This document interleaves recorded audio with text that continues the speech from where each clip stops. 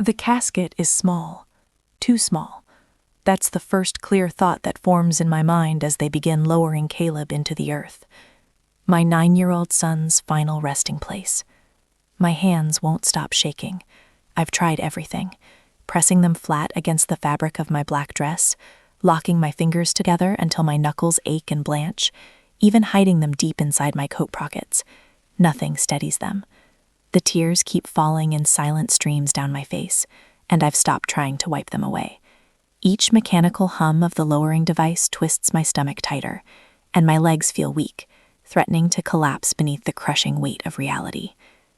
The cemetery worker gives me a gentle, uncertain nod, waiting for some sign that I'm ready, some indication that he can continue. I will never be ready. 8 months ago, the doctors finally gave a name to the invisible monster draining my son's strength.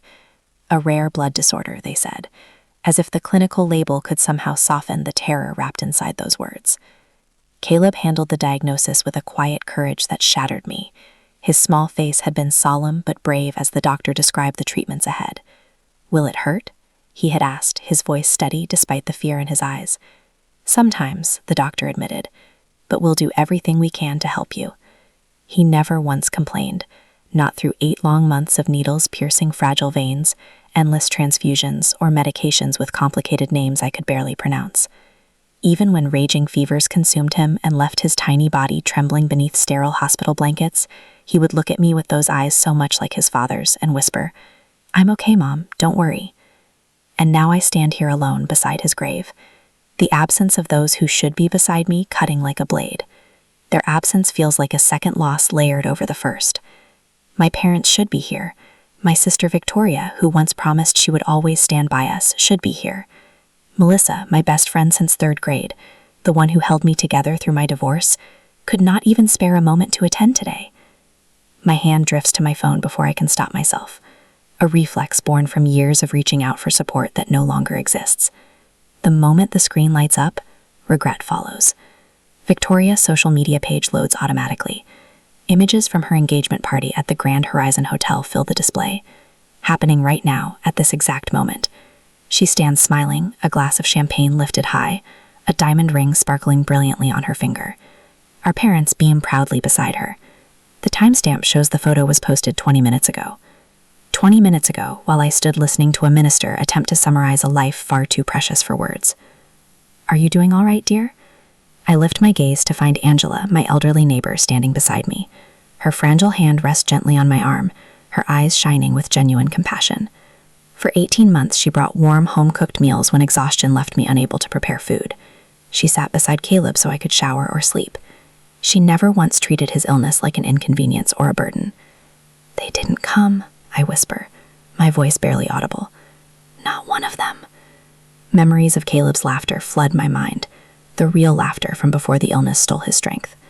It had been bright and spontaneous, bubbling up uncontrollably. At 7, he had proudly declared he would become a doctor so he could help children like himself someday. He insisted on wearing his superhero pajamas to every chemotherapy session, because superheroes are brave, even when they're afraid. "That boy loved you more than anything in this world," Angela says softly. I nod, remembering how Ethan, my ex-husband, had created an $850,000 college trust fund for Caleb before his company relocated him overseas. "If anything ever happens," he had said gently, "you'll be the residual beneficiary. I know you'll honor his memory." Neither of us could have imagined how soon those words would become reality. Part of me wants to call my parents, to scream until my voice shatters. How could they choose a celebration over their grandson's funeral? But another part of me feels hollow, drained of the strength required even for anger. I spent 18 months fighting relentlessly for my son's life, sleeping in rigid hospital chairs, memorizing medical terms, challenging doctors when necessary. Now there is nothing left to fight. My phone vibrates in my hand. A message from my mother appears. "We need to talk. Bring the trust documents tomorrow." I stare at the screen, reading the words again and again, unable to comprehend their meaning. They did not attend Caleb's funeral, yet they are concerned about his trust fund? Something cold and sharp slices through my grief for the first time that day, a quiet awareness that something is terribly wrong. I reply slowly, "I'm burying my son today. I can't discuss paperwork." Her response arrives almost instantly. "Don't be dramatic, Destiny. This concerns the whole family." The whole family. The same family who could not spare 2 hours to say goodbye. The truth begins to form with painful clarity. This is not simply about money. It is about the final piece of Caleb that remains. His legacy. The future he will never live. A realization strikes me with sudden force. I am alone in this. My parents, Victoria, even Melissa, they are aligned, coordinating their efforts while I remain shattered and vulnerable. What have they been planning? How long has this been unfolding behind my back? Angela notices my distress. "What is it, dear?" I show her the message. Her expression hardens as she reads. "Oh dear," she murmurs. "They cannot possibly." I power off my phone. Whatever they want can wait. This moment belongs to Caleb. I will not allow them to take that from me too. Angela squeezes my shoulder gently. "You are not alone. I'm here with you." The cemetery worker approaches quietly. "I'm sorry, but we need to finish the service." I stare at the small casket suspended above the open ground. Am I meant to leave now? To walk away and abandon him here? My body refuses to move. Angela steps forward protectively. "Give her a moment. She's saying goodbye to her boy." The worker nods respectfully and retreats. From my pocket, I take Caleb's favorite action figure, the one he insisted on bringing to every hospital visit. Kneeling beside the grave, I place it cheerfully on top of his casket. "I'll protect what's yours," I whisper. As I rise to my feet, something inside me shifts. Beneath the suffocating weight of grief, a small spark ignites. I do not know what tomorrow holds, but I know this with absolute certainty. They will not take my son's legacy without a fight. The morning after the funeral arrives under a blanket of gray clouds and steady drizzle, mirroring the heaviness inside me as I drive towards my parents' colonial-style house in Oakwood Heights. My hands grip the steering wheel so tightly that my fingers ache. Each mile towards their home tightens the knot in my chest. The thought of facing them, after they chose Victoria's engagement party over their grandson's burial, makes my throat constrict. I park behind a familiar silver BMW, Melissa's car. Of course she's here. The front door opens before I even reach the porch. My father stands waiting, his expression carefully arranged into a mask of fatherly concern that fails to reach his eyes. "Destiny, come in. We've been waiting." Inside, the living room feels less like a family space and more like a corporate conference room.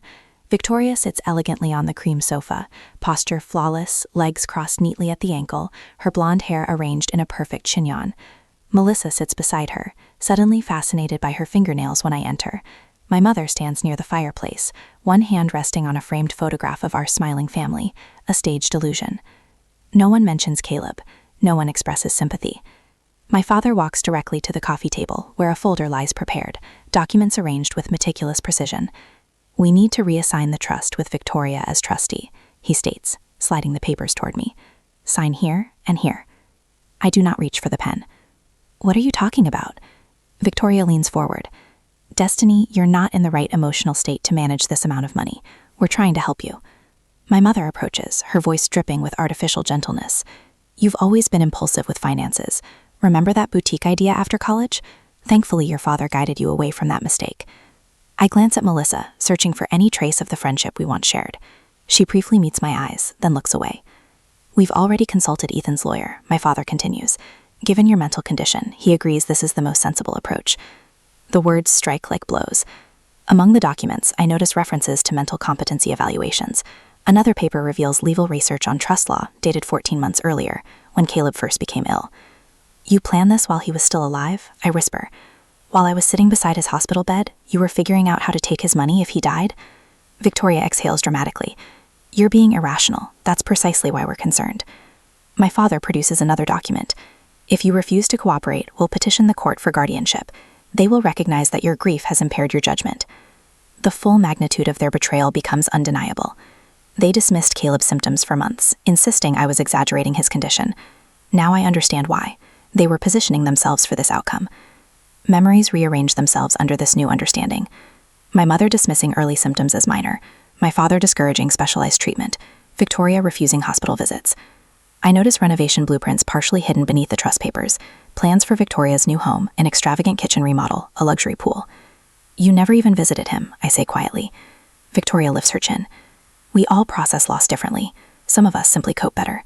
Her words stun me with their coldness. For the first time, I truly see my family, not as the supportive network I believed in, but as individuals who view Caleb and me merely as tools for maintaining their image. Why now? I ask. Victoria exchanges a glance with our parents before speaking. Robert's development company has cash flow problems. The wedding may be postponed unless we secure funding. My mother fidgets with her pearls, and the vacation property in Hilton Head has become complicated. We're not villains, Destiny, my father says smoothly. We're a family dealing with hardship. Melissa finally speaks, her voice trembling. My divorce will be finalized soon. Victoria promised me a position at Robert's company. I need this. I have my twins to support. I see their fear, their desperation, but also their willingness to sacrifice me to preserve their comfort. If you refuse, my father warns, we'll take stronger action. My mother reaches for my hand.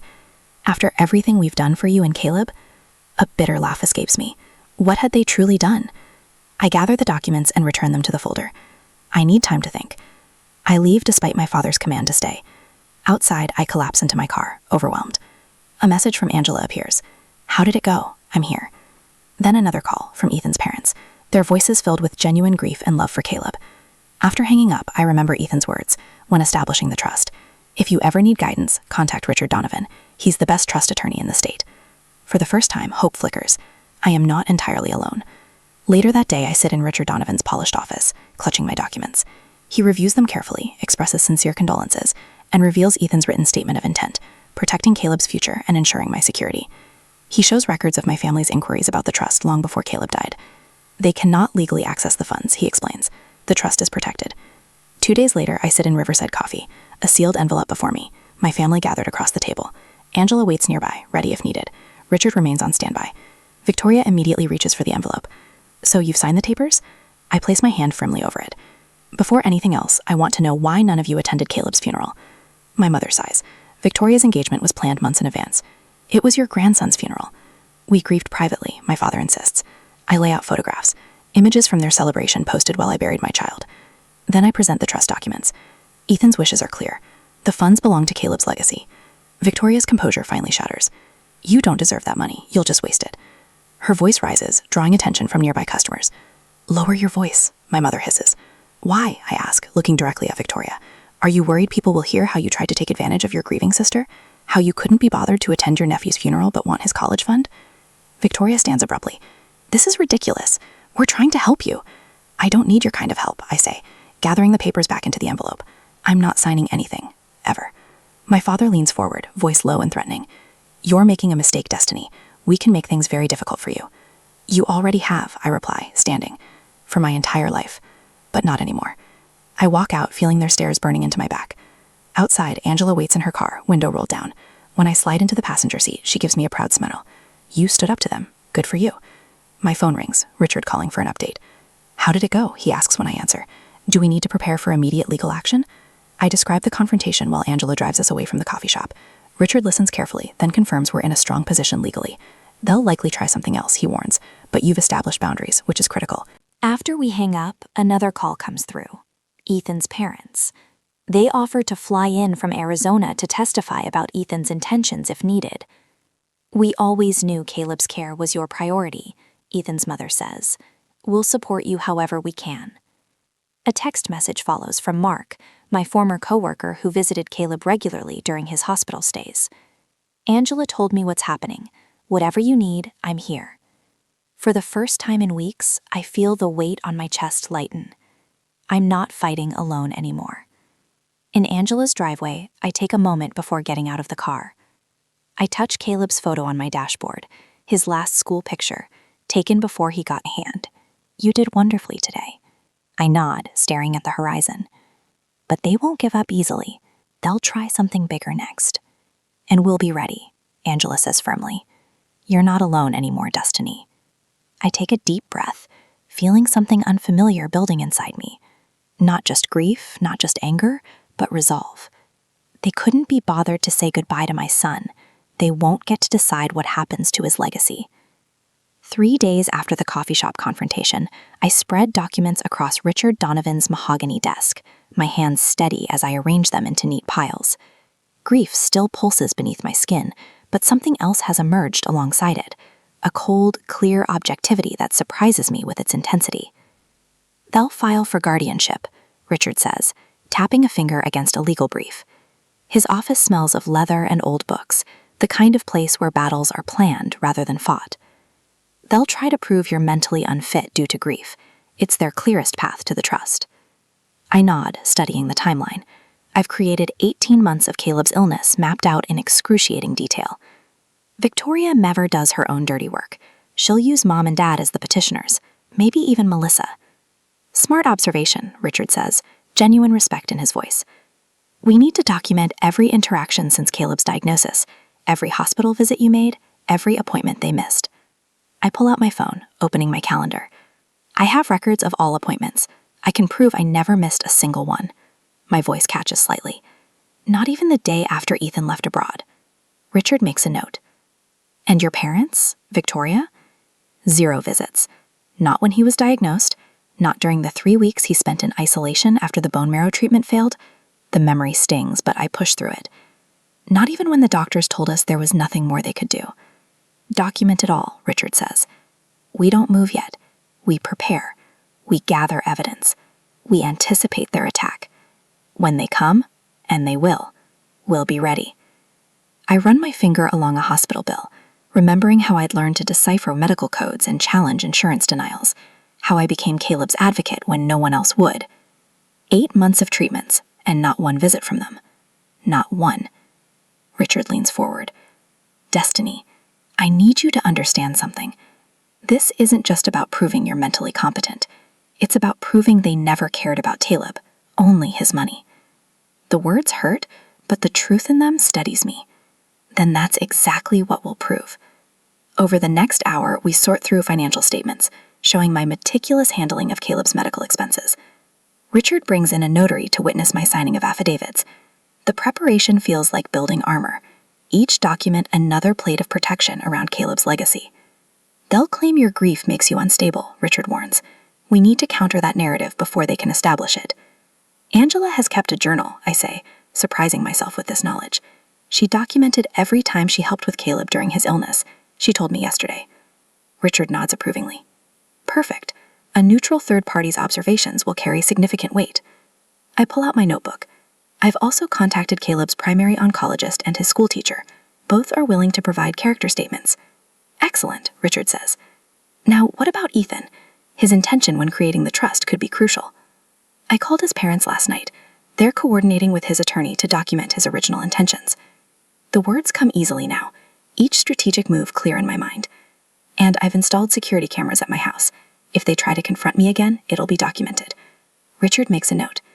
I'm consulting with Dr. Elizabeth Warner tomorrow. She's a psychiatric expert who can evaluate you and counter any mental fitness challenges they might bring.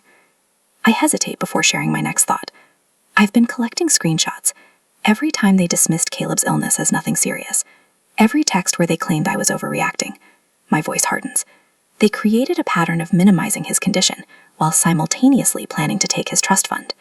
That's exactly the kind of evidence we need, Richard says quietly. Not just to defend you, but to expose their motives. I stare out his office window at the autumn leaves dancing across the parking lot. Caleb loved fall. The colors, the smell of cinnamon, the way leaves crunched beneath his feet. Last October, I'd wheeled him outside the hospital just so he could feel the crisp air on his face. Are you all right? Richard asks. Just remembering, I say, returning to the present. What else do we need? As Richard outlines our next steps, my phone buzzes with a text from Angela. Just heard from Martha at the hospital. Melissa was asking questions about Caleb's treatment schedule. Be careful. My stomach tightens. I show Richard the message. They're gathering ammunition, he says grimly. Melissa would have access to information about when you were at the hospital, your emotional state during treatment. She signed something, hasn't she? The realization hits me like a physical blow. An affidavit claiming I was unstable during Caleb's illness. Richard's silence confirms my suspicion. She was my friend since 3rd grade, I whisper, the betrayal cutting deeper than I expected. She held my hand through my divorce. Victoria is recruiting anyone with inside knowledge of your life, Richard says gently. It raises the threat level considerably. I remember now Melissa's increasingly infrequent visits as Caleb's condition worsened, her uncomfortable expression when I broke down after a particularly devastating prognosis, the way she'd stopped meeting my eyes in those final weeks. She'll claim she witnessed erratic behavior, I say, my voice hollow. And she wouldn't be entirely wrong.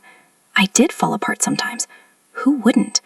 For the first time since our strategy session began, doubt creeps in. Maybe they're right. Maybe I am falling apart. I glance at my trembling hands. Look at me. Don't, Richard says firmly. This is exactly what they want, to make you doubt yourself. My phone buzzes again. Angela, coming by Richard's office, found my journals. You need to see these. 30 minutes later, Angela walks in, carrying a stack of notebooks. Her silver hair is neatly pinned back, her eyes fierce with protective energy. Melissa can say whatever she wants, Angela announces, placing the journals on Richard's desk. But I documented everything. Every day you spent at that hospital. Every night you sat up with Caleb when he couldn't sleep. Every meal I brought because you wouldn't leave his side. She takes my hands in hers. Don't let them make you doubt yourself, Destiny. That's exactly what they want. The warmth of her hands steadies mine.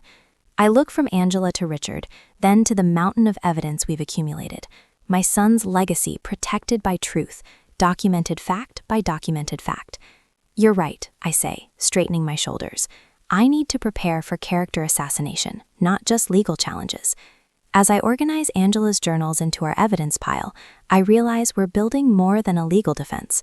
We're creating a monument to the truth of who really stood by Caleb when it mattered, and who didn't. Later that evening, after Angela left, my hands shook as I taped the last photo to the evidence board in Richard's office. It shows my parents at Victoria's engagement party, champagne glasses raised in celebration, exactly 42 minutes after Caleb's casket was lowered into the ground. That's the final piece, Richard says, stepping back to survey our work. The conference room wall has transformed into a comprehensive timeline of betrayal, medical records showing every appointment I attended, financial statements proving responsible management of Caleb's medical expenses, witness statements from hospital staff, neighbors, and Caleb's teachers, a documented 18-month absence of my family during Caleb's illness. Will it be enough? I ask, straightening a document that details Victoria's unauthorized access to Caleb's medical files. Richard adjusts his glasses, his expression serious but confident. They'll file for emergency guardianship, claiming you're mentally unfit, but we've anticipated every argument they could make. He taps the notarized statement from Ethan's parents. This alone makes their position legally tenuous. I trace my finger along the timeline we've created. 8 months of hospital visits, countless nights sleeping in uncomfortable chairs beside Caleb's bed. The treatments, the hopes, the setbacks, all documented with meticulous care. I never thought I'd need to prove I was a good mother, I whisper. You shouldn't have to, Richard says, placing a supportive hand on my shoulder. But people who want what isn't theirs will create whatever narrative serves them. As if on cue, my phone buzzes with a text from Angela. I read it aloud. 23 neighbors signed the character petition. A small victory, but each one strengthens our position. I've spent the past week gathering an arsenal of truth against my family's inevitable attack. Security cameras now monitor my home, recording any uninvited visits. I've documented every text, every voicemail, every social media post where Victoria subtly questions my mental state. They're painting me as unstable, I say, staring at Victoria's recent Facebook post asking for prayers for family members struggling with mental health issues after loss. The comment section overflows with sympathetic responses, none mentioning that she didn't attend her nephew's funeral. Richard nods grimly. Classic strategy. They can't win on legal grounds, so they're trying to win in the court of public opinion first. The phone on his desk rings. Richard answers, his expression darkening as he listens. I see. Thank you for letting us know. He hangs up and turns to me. That was my contact at Memorial Hospital. Someone requested Caleb's complete medical records yesterday. My stomach drops. Who? Victoria used an old emergency contact form to gain access. The room seems to tilt slightly. They'll twist everything, I say, my voice rising. They'll find the one time I questioned a medication dosage or got emotional with a nurse and use it to make me look incompetent. They're getting desperate, Richard says. This confidentiality breach shows how far they're willing to go. I grip the edge of the table to study myself. What else are they doing that we don't know about? Richard opens his laptop. Let's find out. He types quickly, then turns the screen toward me. They've been calling your former colleagues at the marketing firm. A LinkedIn message from my old supervisor appears. Destiny, your sister called asking about your emotional stability during your employment. What's going on? Call me. They're building a case against me on every front, I say, the anger finally breaking through my grief. They're trying to erase everything I did for Caleb. Richard closes the laptop. We need to add a defamation counterclaim to our strategy. This goes beyond the trust now. They're attacking your reputation. I think of Caleb's brave face during treatments, how he never complained, even on his worst days. If my 9-year-old could face down death with courage, I can face down my family with the same resolve. Let them try, I say, my voice steadier than it's been in weeks. We have something they don't. What's that? Richard asks. The truth, I answer, turning back to our evidence board. Every moment I spent with Caleb, every decision I made for him, every sacrifice, it's all here. They can't erase that. Richard nods approvingly. I'll update our legal response package to include their recent actions. By night, we've refined our strategy, accounting for Victoria's escalating tactics. Richard confirms. Our legal response is complete. Character witnesses prepared, evidence organized, counterclaims ready. Angela calls as I'm driving home. The security system is working perfectly, she tells me. I tested it once again while you were gone. Thank you, I say, feeling a rush of gratitude for this woman who's become more family to me than my actual relatives. Ethan's parents arrive tomorrow. They're bringing documentation about the trust's original purpose. You've done everything possible to protect Caleb's legacy, Angela says firmly. Now we wait for them to make their move. As I pull into my driveway, I realize something has shifted inside me. The paralyzing grief hasn't disappeared, but it's been joined by something else, a fierce, protective anger that burns away the fog of despair. I'm not afraid anymore. I'm angry, and I'm ready. The next morning, the sheriff's knock hits like a hammer. When I open the door, his face is professionally blank as he extends a thick manila envelope. Destiny Walker, you've been served. My fingers tremble as I take it. The weight feels wrong, too heavy for mere paper, too light for the destruction it contains. The sheriff tips his hat and leaves while I stand frozen in my doorway, the envelope burning against my skin. Inside, I spread the documents across my kitchen table and scan the heading. Emergency petition for guardianship. My stomach lurches. They're not just coming for Caleb's money anymore. And Ethan's parents. The polished wood and solemn atmosphere remind me of They want control of me. The phone rings. Richard. They filed, I say, my voice hollow. I know, just got the notification. How are you holding up? I stare at the affidavits attached to the petition. Melissa's signature jumps out first. 3 pages detailing every moment of weakness she witnessed during Caleb's illness.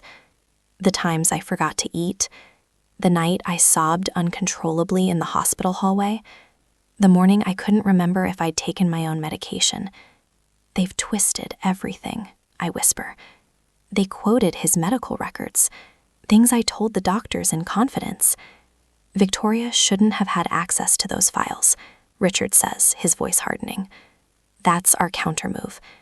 The hospital ethics committee is already investigating. I flip to the next page. Financial statements, showing my depleted savings account. 18 months without steady income while caring for Caleb had drained everything. They've highlighted every overdraft fee, every late payment, presenting it as evidence of financial irresponsibility, rather than the reality of a mother spending everything to save her son. The hearing is tomorrow, Richard says. We knew this was coming. We're ready. But I'm not sure I am. This isn't just about money anymore. They're trying to take away my autonomy, my dignity, my very identity as a competent adult. The document before me paints a picture of a woman falling apart, unable to make rational decisions, a danger to herself without proper supervision. Have you seen the newspaper? Richard asks quietly. I pull up the local news website on my phone. There they are, my parents, sitting in their immaculate living room, sorrow etched into their carefully composed expressions. The headline makes me nauseous. Family seeks help for grieving mother. My father's quote appears in bold. This breaks our hearts, but we have to protect her from herself. I switch to social media and find Victoria's carefully crafted post, a throwback photo of us as children, her arm around my shoulders. Sometimes the hardest thing to do is step in when someone you love is suffering. Please keep our family in your thoughts during this difficult time. Mental health awareness, family first. The comment section overflows with support for them. People who don't know us, don't know Caleb, offering prayers and praise for their bravery in helping me. They've already tried and convicted me in the court of public opinion, I say. Courts don't decide cases based on Instagram likes, Richard replies. I filed our counterpetition. Ethan's parents arrived this morning. They're ready to testify about his intentions for the trust. The hospital ethics committee has issued a formal statement about the unauthorized access to Caleb's records. I touch the silver locket around my neck, feeling Caleb's photo inside. What if it's not enough? It will be, Richard says with quiet confidence. Angela has more than 20 neighbors coming to support you.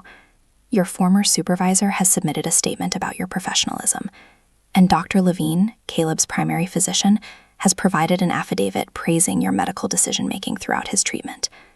My phone pings at the text from Angela. We're all set for tomorrow. The whole block is behind you.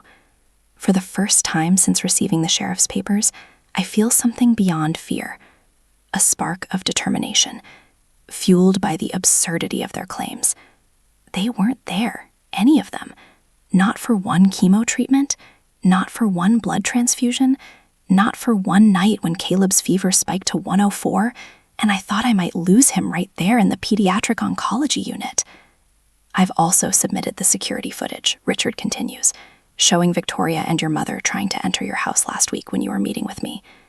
I remember coming home to find the doorbell camera notification, watching the recording of them testing doorknobs, peering through windows. We're hitting back with everything, Richard says. The restraining order request has been included in our counterpetition.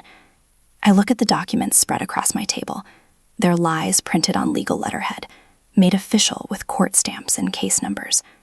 Tomorrow, a judge will read these words and make decisions about my life based on them. Get some rest, Richard advises. Tomorrow's going to be intense. But rest doesn't come. I'm reviewing my testimony for the 4th time when the doorbell camera alert flashes on my phone at 9:48 p.m. Victoria stands on my porch, alone. I consider ignoring her, but something tells me to face this. I activate the recording function on my phone before opening the door, keeping the security chain latched. What do you want, Victoria? She looks different than at the coffee shop confrontation, softer somehow, her expression concerned rather than confrontational. If I didn't know better, I might believe she actually cares. Can I come in? Just to talk? She asks, her voice gentle. No. Her shoulders drop slightly. Destiny, please. This doesn't have to be so public, so ugly. You made it public when you gave that interview. You made it ugly when you accessed Caleb's private medical records. Victoria glances toward the security camera, clearly aware she's being recorded. I'm offering you one last chance to avoid public embarrassment. Drop your opposition to the guardianship petition. Sign over control of the trust to me as administrator.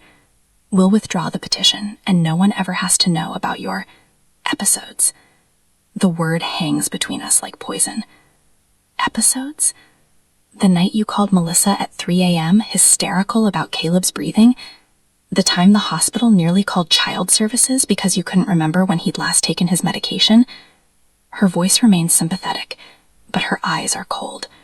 We'll destroy your reputation completely. Everyone will know how unstable you are. I feel a strange calm settling over me. I think you should leave now, Victoria. Her mask slips then, just for a moment. But it's enough. Rage flashes across her features before she composes herself. You think you deserve that money? You were always the burden, the problem child, the disappointment. She leans closer to the door. We carried you your entire life. Now it's time you did something for this family. I close the door without another word, my hands steady for the first time today. I immediately call Richard, forwarding him the recording. Perfect, he says after listening. Her mask finally slipped. This is exactly what we needed. It's past midnight when Angela arrives with an overnight bag. I thought you could use some company, she says, setting a thermos of tea on my kitchen table. Thank you, I whisper, unsure if I can explain how much her presence means. Tomorrow, we show them what real strength looks like, she says, squeezing my hand. My phone lights up with a text from Richard. Everything is ready.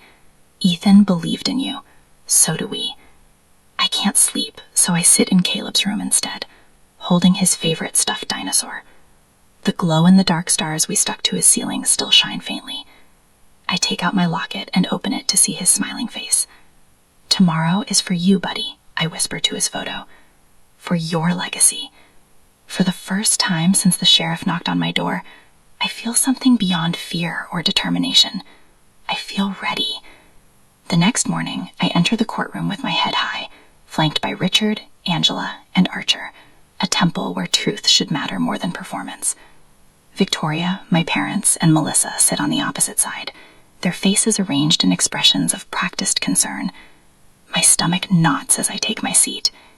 It's been 48 hours since the sheriff served me with papers, claiming I'm mentally unfit to manage my own affairs, let alone my son's legacy.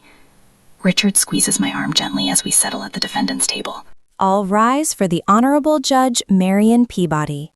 A stern-faced woman in her 60s enters, her silver hair pulled back in a severe bun. She reviews the emergency petition with narrowed eyes before addressing the courtroom. These are serious allegations. I expect both sides to present evidence, not emotion. Her gaze sweeps across both tables. Mr. Harrington, you may begin for the petitioners. Now, Save calls. My family's attorney rises, his expensive suit and confident posture reflecting their certainty they'll win. Your Honor, this is a case of a family desperately trying to help a daughter and sister who is spiraling after an unimaginable loss. He walks toward the bench, presenting documents with practiced solemnity. Miss Walker has exhibited concerning behaviors since her son's passing: erratic financial decisions, isolation, refusal to accept help from those who love her most. I clench my fists under the table as he continues painting me as unstable and dangerous to myself and Caleb's money. When Melissa takes the stand, my chest tightens. Destiny changed during Caleb's illness, she testifies, avoiding my eyes. She became obsessive about treatments, paranoid that doctors were missing something. She'd call me at 3 a.m, hysterical. The memory of those nights slashes through me, sitting beside Caleb's hospital bed, terrified as his fever spiked, reaching out to someone I thought was my friend.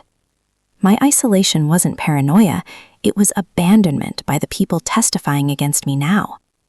My mother takes the stand next, dabbing at tears that appear on command. We're heartbroken watching her self-destruct. This isn't about money, it's about protecting our daughter when she can't protect herself. The judge's expression softens at my mother's performance. A cold wave of fear washes over me. She's buying their act. Then Richard stands, and everything shifts. Your Honor, what we're witnessing today is not concern, but calculation. His voice fills the courtroom with quiet authority. Miss Walker hasn't self-destructed. She's been systematically targeted by family members who abandoned her during her son's illness, but suddenly appeared when they learned of his trust fund. He begins methodically dismantling their case, presenting complete hospital records that chronicle every appointment I attended, every treatment decision I researched and approved, every night I slept in a hospital chair. Now I'd like to call Miss Catherine Winters, Hospital Records Administrator. A middle-aged woman with kind eyes takes the stand and confirms what Richard suspected. Our system shows Miss Victoria Walker accessed Caleb's complete medical records 2 weeks ago using an outdated emergency contact form. This constitutes a serious privacy violation. Victoria shifts uncomfortably in her seat as whispers ripple through the courtroom. Angela testifies next, her steady voice carrying decades of wisdom. I watched Destiny care for that boy every single day. When he couldn't keep food down, she researched what might help and stayed up learning to prepare meals that wouldn't make him sick. When he was scared about treatments, she created superhero stories to help him understand what was happening. Her eyes find mine. I never once saw her falter. Ethan's father, Robert, takes the stand next. Though we've never been close, his testimony is clear and certain. My son established this trust with explicit instructions. He told me, "Dad, if anything happens to Caleb, Destiny gets everything." She sacrificed her career, her savings, everything to give him the best care possible. She'll honor his memory better than anyone. The judge's expression has changed, her eyes sharper, more focused on my family now. Your Honor, Richard says, I'd like to present one more piece of evidence. He plays the security recording from last night, Victoria's unannounced visit to my home. Her voice fills the courtroom. We'll destroy your reputation completely. Everyone will know how unstable you are. My calm response follows. I think you should leave now, Victoria. Victoria's true colors emerge in her next words. You think you deserve that money? You were always the burden. My sister's face flushes deep red. My mother's hand flies to her mouth. My father stares straight ahead, his jaw tight. The judge calls a 15-minute recess. When she returns, Victoria attempts to speak, but Judge Peabody silences her with a sharp gesture. Mr. Donovan, do you have additional evidence? Richard nods. One final exhibit, Your Honor. He plays the audio recording from our coffee shop meeting. The voices are crystal clear. My mother, once the guardianship is approved, we can settle Victoria's mortgage situation. Victoria, and the beach house repairs. The contractor needs $50,000 by next month. My father, once we have guardianship, we can use the money however we want. Destiny won't have any say. The courtroom falls silent. My family's attorney shifts papers aimlessly, clearly unprepared for this revelation. Judge Peabody calls another brief recess. When she returns, her expression has hardened into granite. I've reviewed all evidence and testimony in this matter. This court finds no basis whatsoever for the emergency guardianship petition. In fact, what I see is deeply disturbing, a coordinated attempt to exploit a grieving mother for financial gain. Victoria starts to protest, but the judge cuts her off. Miss Victoria Walker, I strongly suggest you remain silent. This court dismisses the petition with prejudice, meaning the petitioners cannot refile on these grounds. Furthermore, I am ordering an investigation into possible perjury by Melissa Bennett and Charles and Elaine Walker, whose testimonies directly contradict documented evidence. The judge continues, each word hitting like a hammer blow. I am granting an immediate restraining order prohibiting all petitioners from contacting Destiny Walker. The trust will be unfrozen immediately and secured against further challenges. Victoria's composure finally cracks. Her face contorts as she tries to maintain dignity while her plans crumble. My mother begins crying, real tears this time. My father stares ahead, his jaw tight. The judge calls a 15-minute recess. When she returns, her expression has hardened into granite. I've reviewed all evidence and testimony in this matter. This court finds no basis whatsoever for the emergency guardianship petition. In fact, what I see is deeply disturbing, a coordinated attempt to exploit a grieving mother for financial gain. Victoria starts to protest, but the judge cuts her off. Miss Victoria Walker, I strongly suggest you remain silent. This court dismisses the petition with prejudice, meaning the petitioners cannot refile on these grounds. Furthermore, I am ordering an investigation into possible perjury by Melissa Bennett and Charles and Elaine Walker, whose testimonies directly contradict documented evidence. The judge continues, each word hitting like a hammer blow. I am granting an immediate restraining order prohibiting all petitioners from contacting Destiny Walker. The trust will be unfrozen immediately and secured against further challenges. Victoria's composure finally cracks. Her face contorts as she tries to maintain dignity while her plans crumble. My mother begins crying, real tears this time. My father stares ahead, his jaw tight. The judge calls a 15-minute recess. When she returns, her expression has hardened into granite. I've reviewed all evidence and testimony in this matter. This court finds no basis whatsoever for the emergency guardianship petition, meaning the petitioners cannot refile on these grounds. Furthermore, I am ordering an investigation into possible perjury by Melissa Bennett and Charles and Elaine Walker, whose testimonies directly contradict documented evidence. The judge continues, each word hitting like a hammer blow. My parents and Victoria rise, attempting to approach me, but a bailiff steps between us, enforcing the new restraining order. Richard turns to me, his professional demeanor softening. The system worked today, Destiny. Justice was done. Angela's eyes shine with tears. Caleb would be so proud of you, dear. Ethan's parents embrace me, his mother whispering, you've honored our grandson and our son today. As I leave the courtroom, I touch Caleb's photo in my locket. The small silver frame holds his last school picture, grinning despite having lost his hair to chemo, his eyes bright with the determination that carried him through 18 months of fighting. Reporters wait outside, microphones extended. A month ago, I would have ducked my head and hurried past. Today, I stop. Mrs. Walker, how do you feel about the court's decision? I straighten my shoulders, feeling stronger than I have since the day we received Caleb's diagnosis. Today, justice was done for my son. As cameras flash, I walk toward the future Caleb would have wanted for me. One where his memory isn't just preserved, but honored through strength he helped me discover. The trust fund isn't just money, it's his legacy, and I've proven worthy of protecting it. The financial advisor slides a folder across his mahogany desk. These investment options would create sustainable funding for the scholarship program while preserving the principal, he explains. I study the numbers, no longer intimidated by financial jargon. 1 week since the hearing, and already the world feels different. The Pediatric Hematology Fellowship needs to be fully funded, I say, tapping the proposal. That's non-negotiable. The advisor nods, making notes. And the restraining order? Holding firm. They can't come within 1,000 feet. My voice doesn't waver anymore when I mention my family. Strange how quickly family has become an administrative term rather than an emotional one. The local paper published a front-page story yesterday. Mother vindicated in trust battle. I've received dozens of supportive calls and messages. Even Victoria's fiancé called to apologize before announcing their engagement was off. My parents face possible perjury charges, and Melissa was fired after her recorded testimony circulated through her workplace. When I leave the advisor's office, Angela waits in her ancient Buick, window rolled down, despite the autumn chill. "All set?" she asks. "All set." I slide into the passenger seat, remembering all those rides to and from the hospital with Caleb. How Angela would bring thermoses of homemade soup when cafeteria food became unbearable. How she'd sit with him while I showered or napped. Never thought I could do this, I admit as we drive. Stand up to them, create something lasting. Angela pats my hand. I knew. From the moment you placed that action figure in his grave and made that promise. That night, I sleep peacefully for the first time since Caleb's diagnosis. No nightmares of hospital corridors or beeping machines.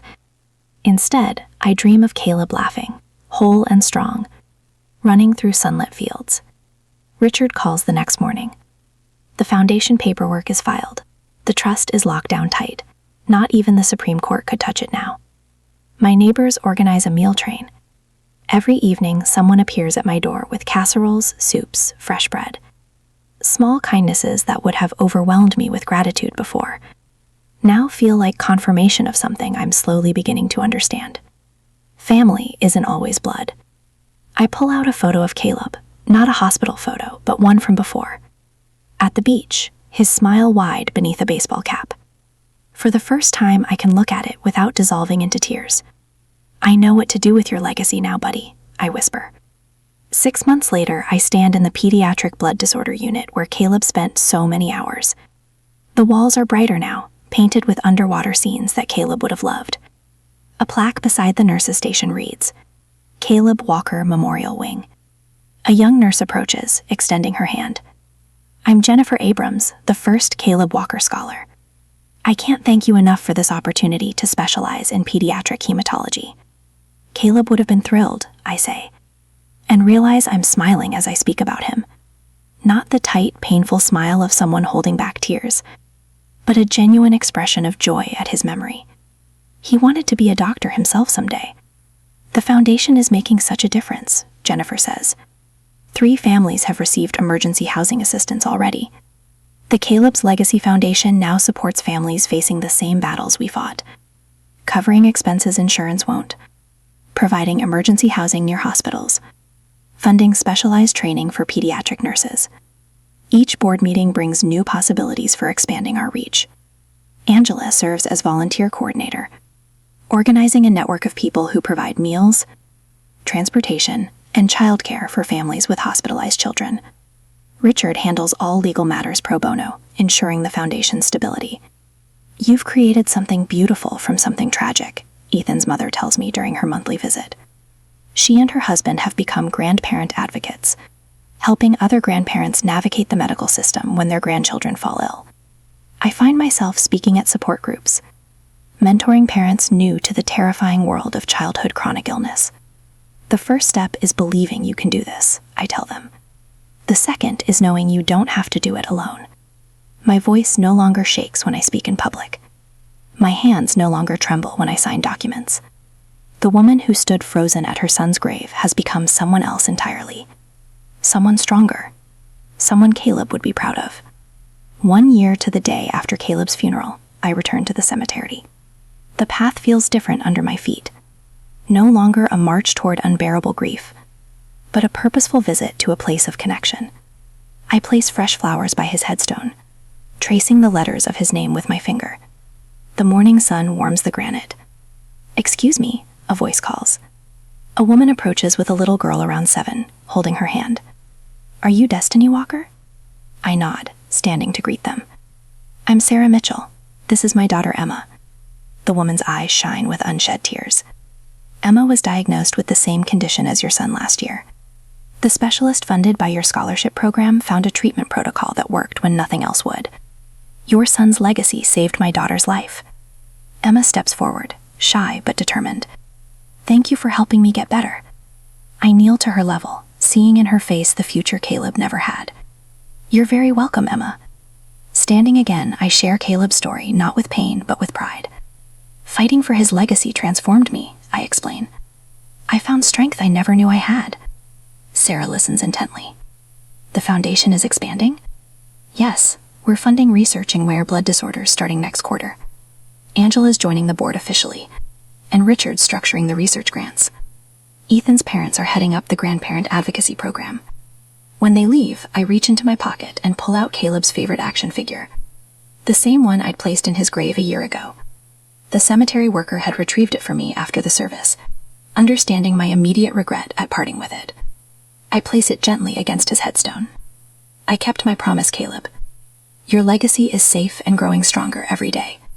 Standing in the same spot where I once felt utterly abandoned, I'm surrounded by the presence of those who've become my true family. Not bound by blood, but by something stronger. Choice, loyalty, and love. The family that matters isn't always the one you're born into, I say softly to Caleb. It's the one that stands beside you when you need them most. Angry. As I walk back to my car, the morning sun warm on my face, I realize something profound. Sometimes the deepest betrayal leads to the most powerful transformation. I'm not just surviving now. I'm living the life that honors everything Caleb taught me about courage.